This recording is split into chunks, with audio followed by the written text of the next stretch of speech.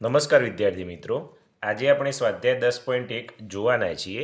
તો એનો પહેલો દાખલો, નીચેની પદાવલી કેવી રીતે મળે છે તે લખો. હવે વિદ્યાર્થીઓ, આમાં એવું કહેવું છે કે પહેલું જે 3ab વત્તા 3 છે એ કેવી રીતે બનાવ્યું, એટલે શબ્દોમાં લખવાનું થાય. ખ્યાલ આવ્યો તમને? તો ચલો, પહેલું છે તો શું લખવાનું? 3ab વત્તા 5 એટલે શું છે? એ અને બીનો ગુણાકાર છે, એને 3 વડે ગુણો. તો એ લખો એ અને બીના ગુણાકારને કેટલા વડે ગુણ્યા છે? 3 વડે ગુણી કેટલા ઉમેરેલા છે? 5. તો તેમાં 5 ઉમેરતો 3ab વત્તા 5 મળે છે. બરાબર, શબ્દોમાં લખવાનું છે, કહેવાનો મતલબ એ છે. ચલો બીજું, 4xy ઓછા 9. તો અહીં શું છે? એક્સ અને વાયના ગુણાકારને 4 વડે ગુણી તેમાંથી 9 બાદ કરો. તો અહીં હું લખું છું, જુઓ, એક્સ અને વાયના ગુણાકારને 4 વડે ગુણી તેમાંથી 9 બાદ કરતો 4xy ઓછા 9 મળે છે. ઓકે, જે કીધેલું છે વિદ્યાર્થી મિત્રો એ આપણે કરવાનું છે. અહીં શું છે? જુઓ, ત્રીજામાં એ અને બીના સરવાળાને 6 વડે ગુણતો, બસ પતી ગયું. તો લખવાનું એ અને બીના સરવાળાને 6 વડે ગુણતો 6 કૌંસમાં એ વત્તા બી મળે છે. શબ્દોમાં લખવાનું છે. ચલો, આ ચોથું જુઓ, શું કહે છે? એમ અને એન અથવા એમમાંથી એન બાદ કરી લખીએ. એમમાંથી એન બાદ કરી તેને 8 વડે ગુણતો તેને 8 વડે ગુણતો 8 કૌંસમાં n માઇનસ n મળે છે. ઓકે, ચલો પાંચમું જોઈએ. એકદમ ઇઝી છે વિદ્યાર્થી મિત્રો. હવે શું કર્યું છે અહીં તમે જુઓ તો પવન બહુ છે, ઉડી જાય, પેન મૂકી દો. શું કહે છે? એમનો વર્ગ છે એટલે એમને એમ વડે ગુણ્યા. ખ્યાલ આવી ગયો તમને? અહીં લખીએ એમને એમ વડે ગુણી કેટલા બાદ કર્યા છે? 1. તેમાંથી 1 બાદ કરતો એમનો વર્ગ માઇનસ 1 મળે છે. બરાબર, એકદમ ઇઝી છે. પવનના લીધે બધું ઉડી જાય છે.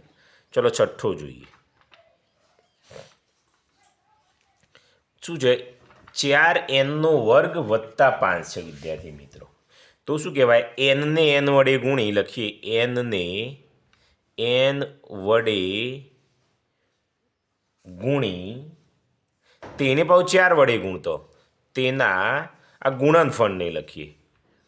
ગુણનફળને 4 વડે ગુણી તેમાં 5 ઉમેરતો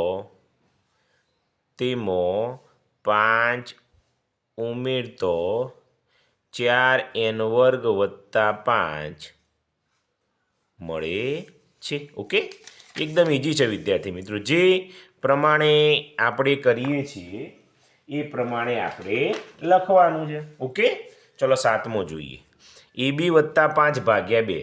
તો અહીં એ અને બીનો ગુણાકાર છે, તો એ અને બીના ગુણાકારમાં 5 ઉમેરવાના છે. તમે જો તો 5 ઉમેરી આ જે પરિણામ મળે એને 2 વડે ભાગવાનું.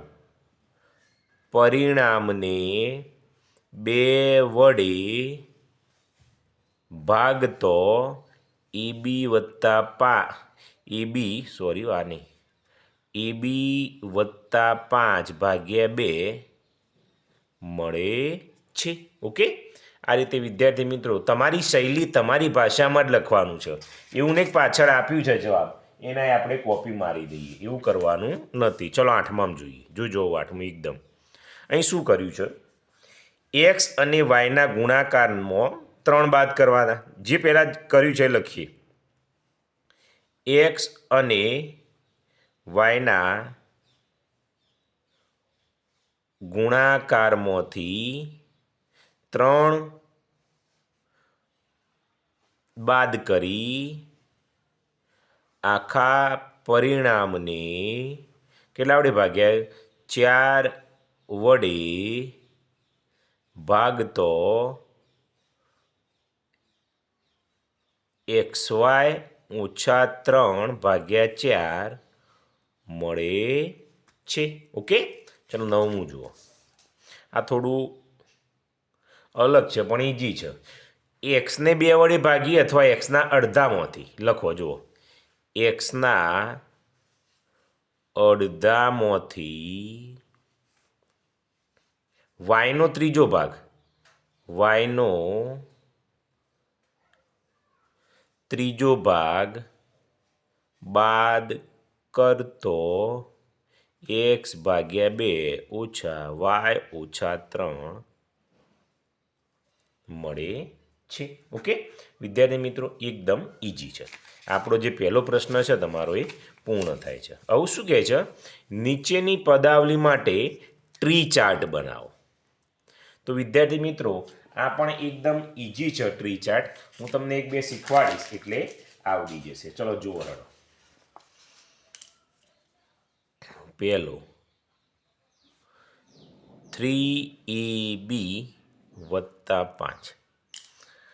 તો આમાં કેટલા પદો છે? તો પહેલાં પદો અલગ કરી દેવાના. તો એક 3AB છે, એક વત્તા 5 છે, એટલે વત્તા છે તો 5 વત્તા આપણે વત્તા નહીં કરીએ.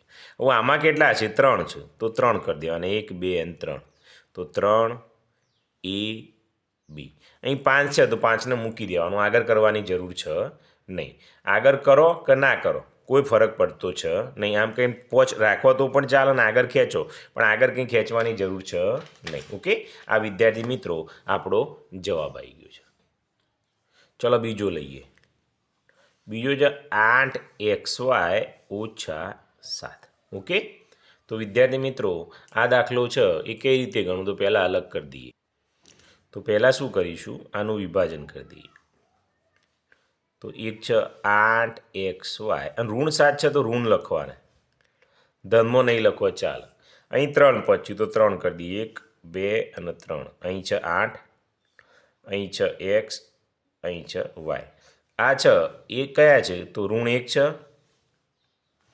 અને 7 છે. ઓકે, તો 7 અને ઋણ 1 અલગ કરી દેવાના છે. ચલો ત્રીજો જોઈએ.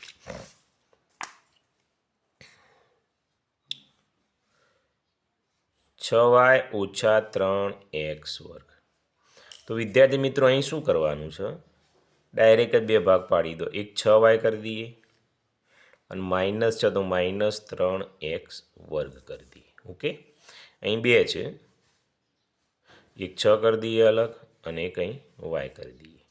અહીં છે તો 3 કરી દઈએ. અહીં ઋણ 3 એક અલગ કરી દઈએ, અહીં X કરી દઈએ અને અહીં X કરી દઈએ. અને ત્યાં સુધી બધું છૂટું કરી દેવાનું. એ તમારો જવાબ છે. ચલો ચોથું જોઈ લઈએ. 5Mn ઓછા 3. તો અહીં શું કરવાનું? 5Mn કરી દઈએ અલગ અને ઓછા 3. ઓછા છે એટલે ઓછા.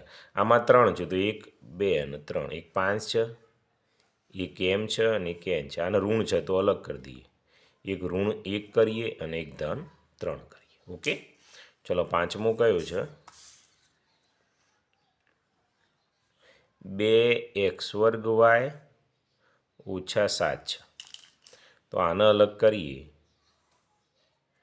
તો એક 2xનો વર્ગ y ઓછા ઋણ 7 છે. ઓકે, અહીં કે 1 2 3 4 થશે તો આ 1 2 3 અને આ 4. ચલો એક તો 2 થશે, એક્સનો વર્ગ છે એટલે એક્સ અને આ વાય થશે. અહીં કરવો હોય તો -1 અને 7. એ -7 નીચે ખેંચો તો પણ ચાલે, પણ આ રીતે અલગ કરવા સારા. ચલો 5 પૂરા થઈ ગયા. છઠ્ઠો લઈ લઈએ.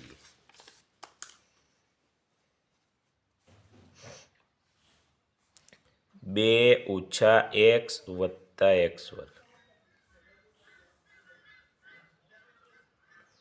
અહીં કયા છે? એક તો બગડો છે, આ -x છે અને એક્સનો વર્ગ છે. આ 2 છે તો 2ના 2 એમ જ ઉતારો, એને કંઈ કરવું નથી. આ 2ને અલગ કરી દો તો -1 અને x. આ ડબલ છે તો x. બરાબર, બધા સિંગલ ફોર્મમાં આવવા જોવું. ચલો 7મો જોઈ લઈએ. 4 - y નો ઘન. તો એક 4 કરી દઈએ અને બીજો -y નો ઘન કરી દઈએ. અહીં 4 છે તો 4 એમના એમ ઉતારો, ના કરો તો એ ચાલે. અહીં 3 છે, 1 2 3. y. ચોથો ખેંચવો હોય તો -1 લઈ લો તો પણ ચાલશે, -y કરો તો પણ ચાલે. 7. ચલો 8મો જોઈ લઈએ. 5x y² + 7x² y. તો અહીં પાછા ભાગ પાડી દઈએ. 5x y² + 7x² y. અહીં કેટલા છે? 1 2 3 4. તો આ 1 2 3 અને 4. એક પાંચડું છે, એક x છે, એક y છે અને બીજો y છે. અહીં 1 2 3 અને 4. અહીં 7 આવશે, x આવશે, x આવશે અને y આવશે. આ રીતે વિદ્યાર્થી મિત્રો તમારે વિભાજન કરવાનું છે.